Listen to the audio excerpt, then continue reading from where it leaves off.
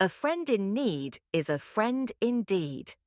In a cozy village at the foot of the Blue Mountains, there lived a man named Fred. He was the village baker, and every morning the smell of fresh bread filled the streets. Fred was always surrounded by people because he was generous and kind. He thought he had many friends who would always be by his side. One of his most frequent visitors was Tom. Tom was a charming man who loved to tell jokes.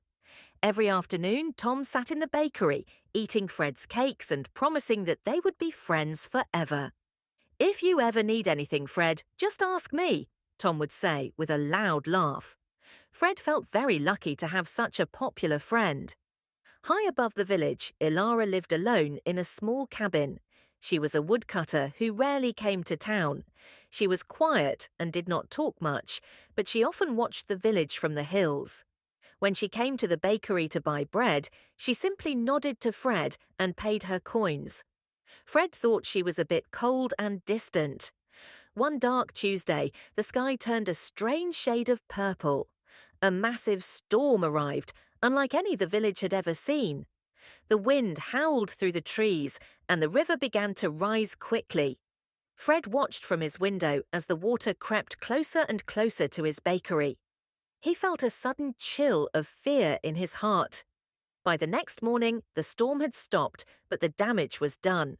The river had flooded the bakery.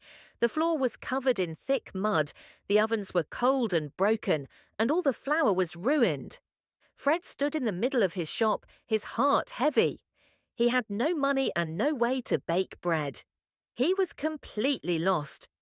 Fred went to find Tom. "My friend," Fred said, "the flood has destroyed everything. Could you help me clean the mud and fix the ovens?" Tom looked at Fred's muddy boots and shook his head. "Oh, Fred, I would love to help, but I have a very important meeting today. Perhaps another time." Tom then quickly walked away. Fred asked several other friends for help, but they all had excuses. One was too tired, another was busy travelling, and another said the mud was too dirty. Fred sat down on a wet bench by the river and put his head in his hands.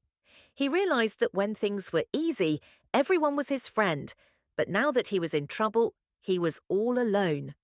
Suddenly, a shadow fell over him. Fred looked up and saw Ilara. She wasn't wearing her usual woodcutting gear. Instead, she was carrying a heavy toolbox and several long, strong planks of wood. She didn't say a word at first. She just looked at the bakery and then back at Fred. "The oven can be fixed," Ilara said quietly, "and I have dry wood for the fire." For the next 3 days, Ilara and Fred worked from sunrise to sunset. They scraped the mud from the walls and repaired the broken shelves.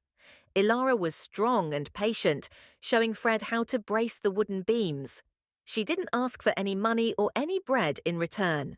When the bakery finally reopened, the village celebrated.